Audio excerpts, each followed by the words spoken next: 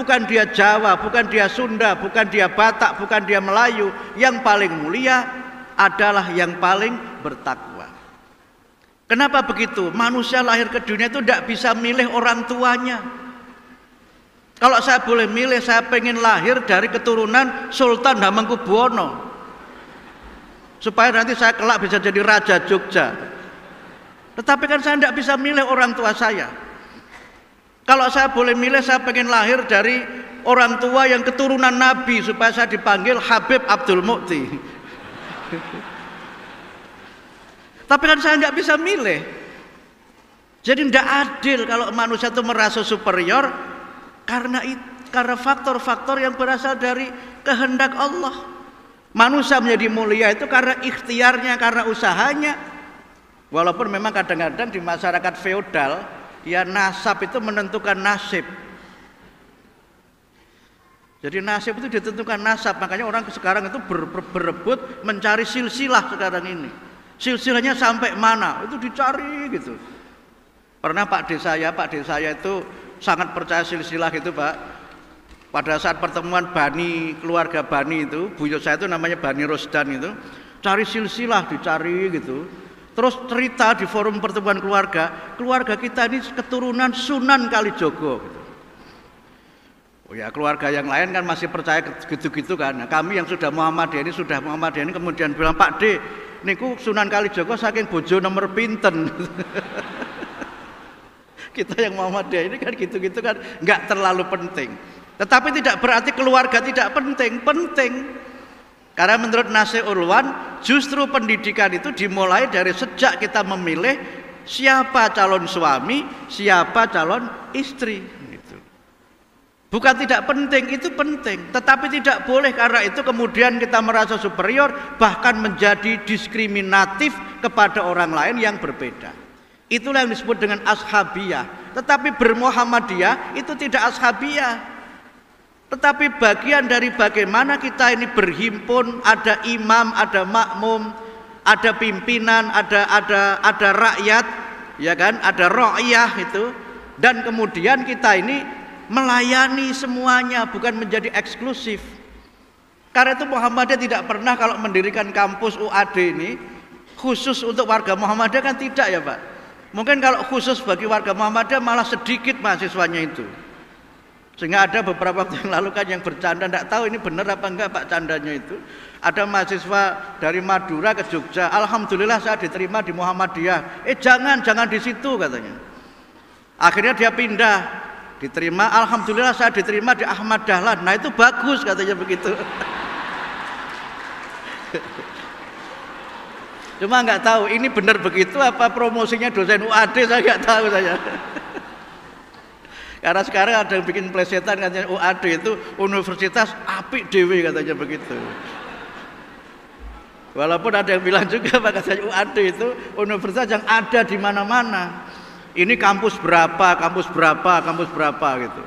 Termasuk yang sekarang kalau dari bandara itu kan sudah ada Pak ya, yang kanan jalan itu juga ada UAD. Itu alhamdulillah lah. Karena ciri dari kampus yang maju itu kampusnya ada di mana-mana memang. Coba Bapak lihat kalau ketemu istilah University of California, UC itu University of California itu kan ada di mana-mana. Ada University of California at Los Angeles itu kampusnya Pak Din. Ada yang dulu kampusnya ini ketua PCIM Profesor Muhammad Ali itu kan University of California at Riverside.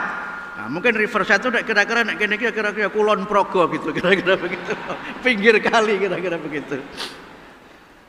Jadi Muhammadiyah tidak kemudian ashabiyah karena apa? Dengan bermuhammadiyah kita tetap bermasyarakat. Tapi ada orang yang tidak mau Muhammadiyah, tidak mau NU, tidak mau yang lainnya, tapi juga eksklusif dengan kelompoknya sendiri. Oleh karena itu kalau Bapak Ibu membaca MKCH Muhammadiyah, mohon maaf supaya ada kemuhammadiyahannya, itu kan setelah poin yang pertama tentang tauhid, yang kedua apa? Hidup manusia harus bermasyarakat. Karena itu Muhammadiyah itu melarang kita menjadi eksklusif. Tauhidnya memang eksklusif, tapi relasi sosialnya itu harus inklusif. Dengan semuanya kita bergaul. Dan itu juga Qur'ani. Kenapa saya katakan Qur'ani? Karena Qur'an menyebutkan duribat alaihimud dhillah aynama tuqifu illa bihablim minallah wa hablim minan nas. Oleh karena itu maka Muhammadiyah dengan berhimpun di Muhammadiyah, kita ini tidak berarti ashabiyah, tidak berarti kita ini eksklusif, tetapi justru kita ini bisa bergerak dengan baik karena ba'duhum auliya'u ba'd. Kekurangan kita disempurnakan oleh yang lainnya, dan itulah kenapa sejak awal kepemimpinan di Muhammadiyah adalah kepemimpinan yang kolektif, kolegial. Muhammadiyah tidak bergantung kepada satu figur dalam organisasi, tetapi kekuatan kita itu terletak kepada kekuatan di dalam kita ini berorganisasi. Karena kalau organisasi bergantung pada satu figur, begitu figur itu meninggal dunia, maka matilah organisasinya. Tapi Muhammadiyah alhamdulillah karena kekuatan kita itu ada pada jamaah, ada pada imamah, dan ada pada prinsip ta'ah, ketaatan kepada pimpinan. Inilah yang menjadi kunci kita itu sangat solid dan alhamdulillah dipercaya oleh masyarakat. Saya sudah bicara 1 jam dan saya tidak ingin berhenti sampai duhur. Kalau mau sampai duhur monggo, tetapi saya pulang duluan karena nanti saya harus rapat dengan Mas Arief untuk persiapan muktamar. Nah, yang terakhir terkait dengan muktamar, tadi sudah disinggung sedikit oleh, saya sering menyebutnya Mas Ayi tadi Pak Ahid ya, Mas Ayi itu. Kadang-kadang saya menyebut beliau selain mirip dulu waktu masih di IMM Pemuda itu mirip ini penyanyi dangdut itu, Mansur itu. Tapi setelah di PBB kok lama-lama mirip Pak AR itu. Luar biasa ini Mas Arief ini. Muktamar ini alhamdulillah sudah disiapkan dengan sebaik-baiknya, dan alhamdulillah juga geliatnya sudah alhamdulillah luar biasa. Dan muktamar nanti itu tadi disampaikan oleh Mas Arief, ya diprediksi yang akan hadir itu ya antara 2 sampai 3 juta. Ini saya bayangkan kalau 2 sampai 3 juta itu seperti orang haji dalam satu musim haji sebelum Covid itu kan sekitar itu. Ya, jangan-jangan nanti ada tempat wukuf gitu. Tapi jangan diartikan wukuf ini nanti karena apa? Nggak bisa bergerak karena macet jadi wukuf gitu kan. Kalau itu menurut saya maukuf bukan wukuf itu. Kalau wukuf kan kita lihat, kalau maukuf kan terpaksa nggak bisa bergerak jadi maukuf itu. Nah, insya Allah muktamar nanti akan didahului oleh sebuah acara internasional namanya World Peace Forum yang ke-8, The 8th World Peace Forum, yang nanti akan hadir para tokoh dari berbagai belahan dunia dan juga para tokoh yang berasal dari berbagai organisasi tingkat nasional. Sehingga ada acara World Peace Forum sebagai pendahuluan. Tetapi sebelum pembukaan bagi Bapak Ibu yang anggota muktamar, itu nanti akan ada sidang pendahuluan muktamar yang Muhammadiyah insya Allah diselenggarakan tanggal 5 November dan Aisyah walaupun acara resminya 6 November tapi Aisyah akan ikut 2 hari, 5 dan 6 November. Itulah kelebihannya Aisyah itu, selalu lebih dinamis dari Muhammadiyah. Salut kepada ibu-ibu Aisyah. Muhammadiyah sehari, Aisyahnya 2 hari. Itu agendanya adalah PP mendengarkan tanggapan atas 4 materi yang sudah dikirimkan kepada Bapak dan Ibu para anggota muktamar, yaitu laporan PP Muhammadiyah dan Majelis Lembaga Tingkat Pusat, kemudian program PP Muhammadiyah 2022-2027, kemudian Risalah Islam Berkemajuan, dan yang keempat isu-isu strategis keumatan, kebangsaan dan kemanusiaan universal. Mudah-mudahan bapak-bapak dan ibu-ibu sudah menerima baik yang bentuk file melalui email maupun yang dalam bentuk cetak yang kita kirim via pos. Sekarang mungkin PWM DIY sudah menyelenggarakan, di beberapa PWM sudah ada pertemuan yang menghadirkan para anggota muktamar ini untuk mencermati materi itu, dan nanti masing-masing PWM, bukan masing-masing anggota muktamar, menyampaikan tanggapan, pertanyaan atau bentuk-bentuk lain terkait dengan materi yang sudah kita siapkan. Ini memang muktamar model baru yang belum pernah kita lakukan. Karena itu muktamar yang Solo itu muktamar jamak qashar. Karena biasanya muktamar kita itu 4 hari, sekarang hanya menjadi 2 hari, jadi qashar. Nah, jamaknya dengan apa? Dengan tanwir. Jadi tanwir 1 hari, muktamar 2 hari. Jadi muktamar jamak qashar ini sejarah baru di Muhammadiyah. Dan ini memang menjadi, mohon maaf, yang pertama kali diselenggarakan oleh ormas muktamar yang seperti ini. Nah, mudah-mudahan kalau ini berhasil, inilah contoh tajdid Muhammadiyah dalam bermusyawarah. Nah, memilihnya nanti juga tidak milih seperti pemilihan ketua RT itu. Ya, Abdul Mukti, seret.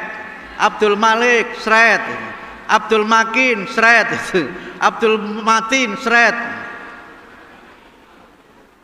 Engkau begitu bingung. Kui mau keliru kui udah Abdul Matin, Abdul Mukhid, corek menebusa. Itu menghitung yang tradisional. Nanti kita menghitungnya pakai e-voting.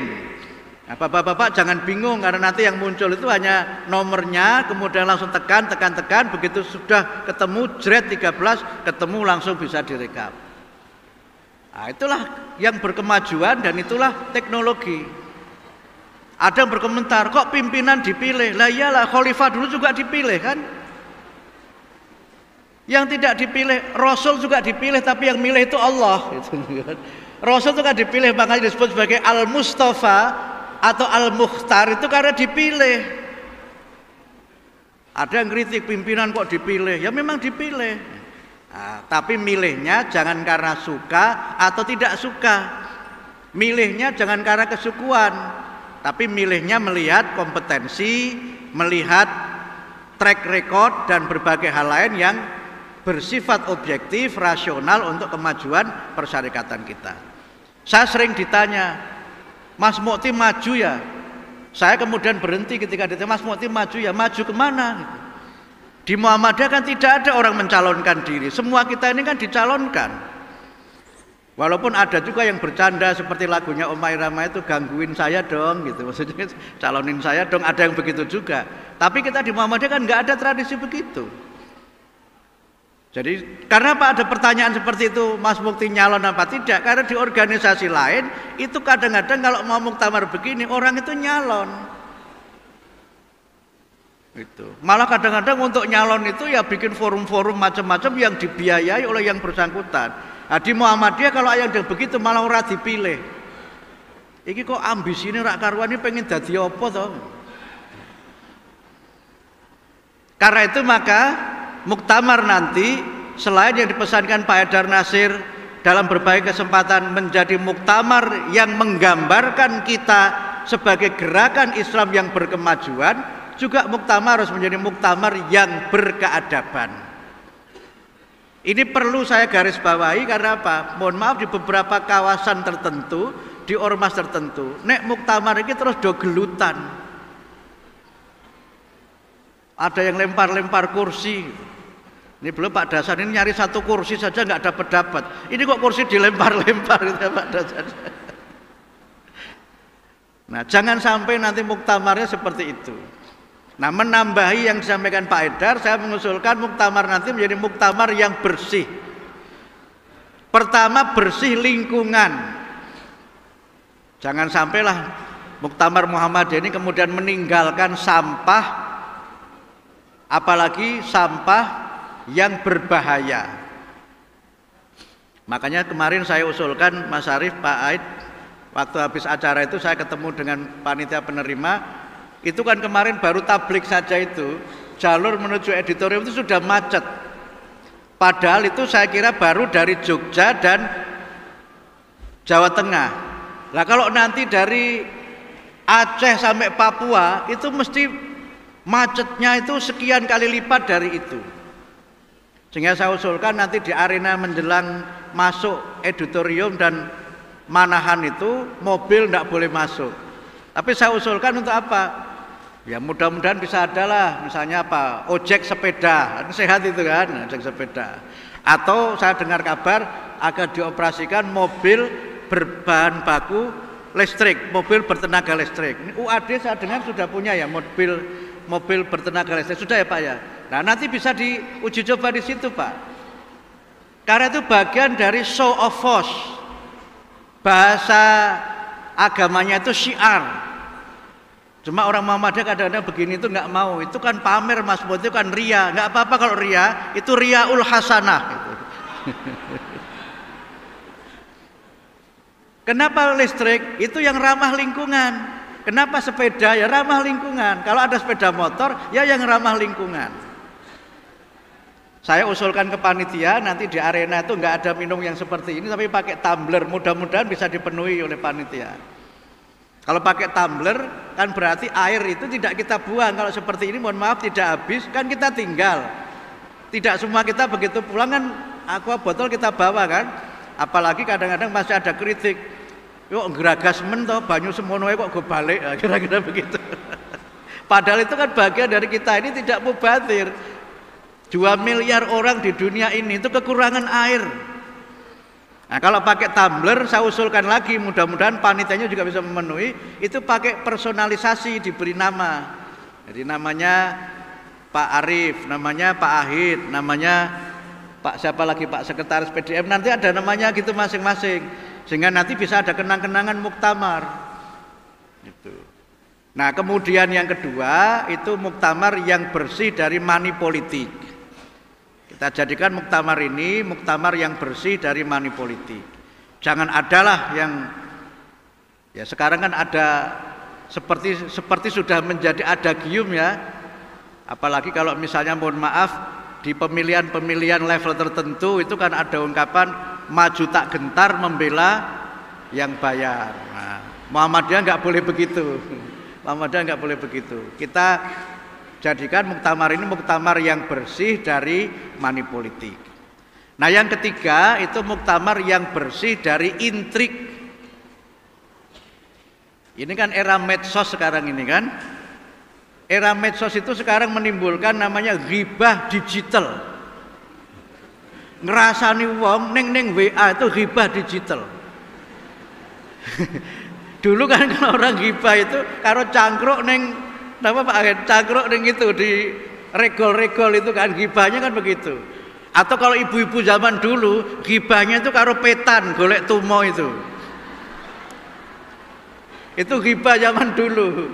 Itu mungkin dosa tapi dosanya lebih sedikit menurut saya. Nah, kalau sekarang itu ghibahnya itu lewat WA terus punya 10 grup, sak grup isinya 250 ping 10 2500. Itu berarti ini isinya itu ngapusi hoax gitu atau disinformasi, itu berarti sudah menyebarkan kebohongan kepada 2.500 orang itu. Itu dosanya itu tikel matikel itu, murokab itu.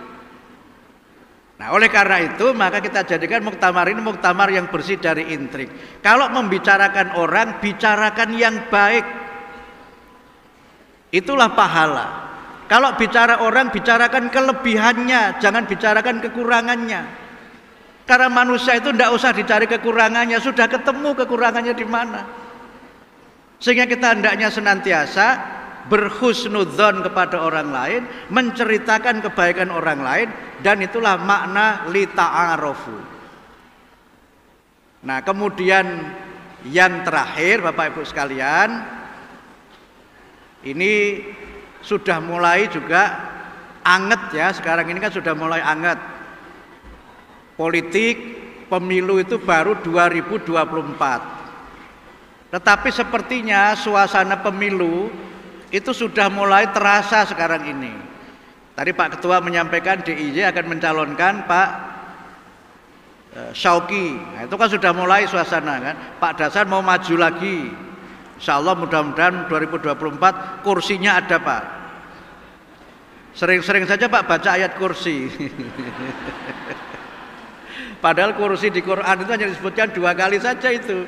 Kursi yang ada pada ayat kursi itu sama kursi yang mengisahkan tentang Nabi Sulaiman kan, yang beliau itu wafatnya di kursi. Itu. Nggak ada yang ngerti beliau itu wafat. Tahu-tahu kursinya keropos karena sudah meninggal dunia. Itu. Hanya 2 kursi di Quran itu disebutkan. Masih lumayan lah di DPR kan kursinya agak banyak kan. Kursi di Quran cuma 2 gitu. Tapi poin saya apa? Kita warga Persyarikatan Muhammadiyah ini jangan gugupan, jangan gumunan, jangan nesunan. Ini Pilpres belum mulai, tapi rasanya kita sudah punya calon presiden. Malah ketika saya membuat pernyataan untuk meluruskan adanya video yang menyebutkan PP Muhammadiyah sudah mendukung salah satu calon tertentu, maksud saya itu saya klarifikasi, PP Muhammadiyah itu tidak ada dukung-mendukung. Muhammadiyah sebagai organisasi itu tidak punya otoritas untuk mencalonkan presiden dan wakil presiden. Itu kan prinsip dan itu konstitusi. Konstitusi kita, Undang-Undang Dasar 45 itu menyebutkan calon presiden dan wakil presiden itu dicalonkan oleh partai politik atau gabungan partai politik. Lah kok saya menyampaikan begitu dianggap saya ini partisan. Ya ora apa-apa. Tapi kalau nanti ada lagi yang deklarasi terus menyebutkan Muhammadiyah bilang begitu, saya juga akan bilang yang sama. Karena itu jadilah warga Muhammadiyah ini komunitas yang cerdas. Ciri dari orang yang cerdas itu ora gumunan. Kalau orang itu tidak cerdas, bingungan itu, ono-ono bingung, ono ini bingung. Tapi kalau orang cerdas, ada kita apa? Dilihat dulu, dipelajari benar apa tidak. Nah, baca kembali fikih informasi yang sudah diterbitkan oleh PP Muhammadiyah. Muhammadiyah sudah menerbitkan fikih informasi. Oleh banyak pihak, fikih itu menjadi referensi. Sayangnya, oleh sebagian warga Muhammadiyah ini malah tidak dibaca fikih informasi itu. Nah, inilah yang saya kira penting kita bangun soliditas organisasi. Yang kedua, ciri orang yang cerdas itu, kalau tadi tidak gumunan, yang kedua apa? Tidak gerusa-gerusu. Tidak gerusa-gerusu. Gerusa-gerusu itu bahasa Indonesianya apa ya? Ndak ada ya Pak ya? Betul enten nggih? Nika khusus wonten Yogyakarta mawon nika gerusa-gerusu niku. Gerusa-gerusu, grudak-gruduk, grumbal-grumbul, grundal-grundel niku bahasa Indonesianya mboten wonten. Dulu Pak AR menggunakan istilah godal gadul. Itu juga enggak ada bahasa Indonesianya itu. Waktu saya pernah bikin puisi negeri godal gadul itu, malah ada kawan saya dari luar Jawa, Mas mau itu tolong dibacakan kembali puisi gondal gandul itu loh, bukan gondal gandul. Gondal gadul itu beda dengan gondal gandul, saya bilang gitu. Nah, ciri orang yang cerdas itu arif di dalam bersikap. Dalam bahasa Al-Quran itu alladzina yastami'unal qaul wa yattabi'una ahsana. Kalau ada informasi dia dengarkan dengan seksama, kalau ada hal-hal yang baru dia dengar sesama dan dia ikuti yang baik yang dia dengar itu. Nah, kemudian yang ketiga, ciri orang yang cerdas itu orang nesunan. Kalau orang cerdas marah pun itu marahnya itu pakai ijaz. Pakai ijaz itu, pakai ungkapan tingkat tinggi. Nah, itulah bedanya antara orang berilmu dengan yang tidak berilmu. Nah, orang-orang warga persyarikatan kita ini adalah orang-orang yang cerdas, ulul albab, rasikhuna fil ilm.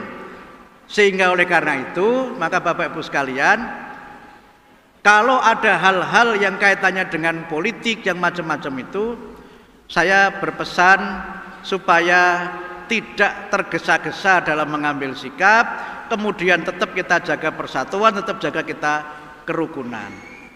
Ini penting karena seringkali energi kita sebagai umat, energi kita sebagai warga persyarikatan ini habis untuk mengurusi hal, kalau dalam istilah bahasa Inggrisnya itu trivial things gitu. Trivial itu sesuatu, nek cara Yogyakarta ini apa? Ecek-ecek. Ya, trivial niku ecek-ecek. Wong ecek-ecek ngono kok ya digekecek, kira-kira begitu. Wong ecek-ecek iku ora usah gegeran. Udahlah itu trivial thing. Kalau dalam bahasa Al-Qur'an, trivial itu sesuatu yang laghwun. Ciri orang mukmin yang berhasil, yang menang adalah walladzina hum anil laghwi mu'ridun. Orang-orang yang meninggalkan perkataan dan perbuatan yang tidak berguna. Sehingga kita tetap menjadi warga yang produktif, tetap menjadi warga yang kritis, warga yang cerdas. Kalau ada hal-hal yang Bapak dan Ibu perlu tanyakan, nah ini saya kira ciri di Muhammadiyah itu, tabayun kepada kami di PP. Kalau berkaitan dengan misalnya Abdul Mukti secara pribadi, tabayun kepada Abdul Mukti daripada ngerasani Abdul Mukti.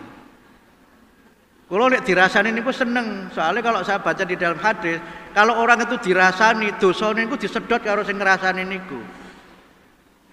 Kan begitu kan? Nah, karena itu maka kalau ngerasani sing apik. Nah, tetapi lebih baik lagi kalau energi kita, tenaga kita konsentrasikan untuk hal yang positif. Saya kira itu yang dapat kami sampaikan karena saya lihat bapak-bapak sudah mulai kakinya ada sinyal kesemutan, geringgingan dan sebagainya. Ya walaupun gembira tetapi nek geringgingan ya geringgingan gitu. Karena itu saya juga tidak ingin melanggar hak asasi manusia. Bapak Ibu juga tetap semangat. Apalagi tadi Pak Ketua menyampaikan masih ada 10 kegiatan yang harus dilaksanakan. Nah, mudah-mudahan semua kita diberikan oleh Allah pertolongan, diberikan oleh Allah kemudahan, dan yang penting tentu diberikan kesehatan dan Islam iman untuk kita melaksanakan semuanya dalam rangka memperkuat dakwah Muhammadiyah, dalam rangka kita memajukan umat dan memajukan bangsa, atau dalam tema muktamar kita dalam rangka kita memajukan Indonesia, mencerahkan semesta. Saya kira demikian yang saya sampaikan. Mohon maaf jika ada kekurangan, kekhilafan, dan tutur kata yang tidak berkenan. Nasrum minallah wa fathun qarib wa basyiril mu'minin. Wassalamualaikum warahmatullahi wabarakatuh.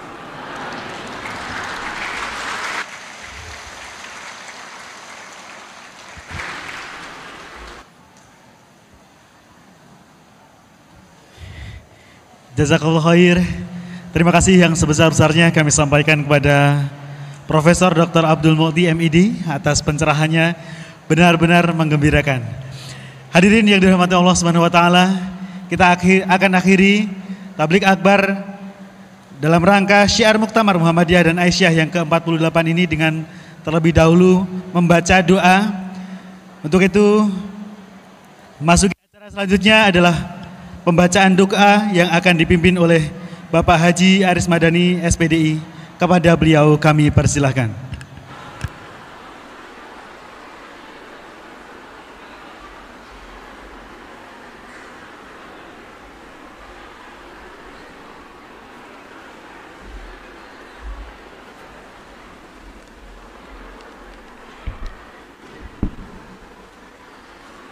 Assalamualaikum warahmatullahi wabarakatuh. A'udzu billahi minasy syaithanir rajim. Bismillahirrahmanirrahim. Alhamdulillahi rabbil alamin. Hamdan na'imin, hamdas syakirin, hamdan yuwafi ni'amahu wa yukafi'u mazidah. Ya Rabbana lakal hamdu wa lakas syukru kama yanbaghi li jalali wajhikal karim wa azimi sultanik. Allahumma salli wa sallim wa barik ala nabiyyina Muhammad wa ala alihi wa sahbihi ajma'in. Allahumma inna nas'aluka bi anna nashhadu annaka antallah la ilaha illa antal ahadus samad alladzi lam yalid wa lam yulad wa lam yakul lahu kufuwan ahad. Rabbana innana sami'na munadiyan yunadi lil iman an aminu bi rabbikum fa amanna rabbana faghfir lana dzunubana wa kaffir 'anna sayyi'atina wa tawaffana ma'al abrar. Allahumma aslih lana dinina alladhi huwa ismatu umurina wa aslih lana dunyana allati fiha ma'asuna wa aslih lana akhiratana allati ilaiha ma'aduna waj'alil hayata ziyadatan lana fi kulli khair waj'alil mauta rahatan lana min kulli syarr. Allahumma iftah lana abwabal khair wa abwabal barakah wa abwaban ni'mah wa abwabar rizki wa abwabal quwwah wa abwabas sikhah wa abwabas salamah birahmatika ya arhamar rahimin. Ya Allah, ya Tuhan kami yang berhimpun di tempat ini, seluruh keluarga besar Muhammadiyah Kota Yogyakarta bermunajat kepadamu dan memohon kepadamu semoga engkau berkenan dan meridhoi dalam menyambut syiar Muktamar Muhammadiyah ke-48. Berbagai kegiatan kami lakukan. Ya Allah, mudahkanlah dan sukseskanlah kegiatan-kegiatan kami tersebut.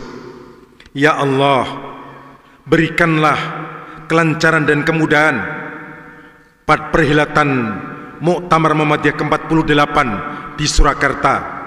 Semoga dapat menghasilkan para pemimpin Muhammadiyah yang amanah dan memberikan manfaat kepada umat, masyarakat, bangsa dan negara Indonesia. Allahumma la sahla illa ma ja'altahu sahla wa anta taj'alul hazna idza syi'ta sahla. Allahumma arinal haqqa haqqa warzuqna ittiba'ah wa arinal batila batila warzuqna ijtinabah. Rabbana atina fid dunya hasanah wa fil akhirati hasanah wa qina adzabannar. Rabbana taqabbal minna innaka antas samiul alim wa tub alaina innaka antat tawwabur rahim. Subhana rabbika rabbil izzati amma yasifun wa salamun al mursalin walhamdulillahi rabbil alamin. Wassalamualaikum warahmatullahi wabarakatuh.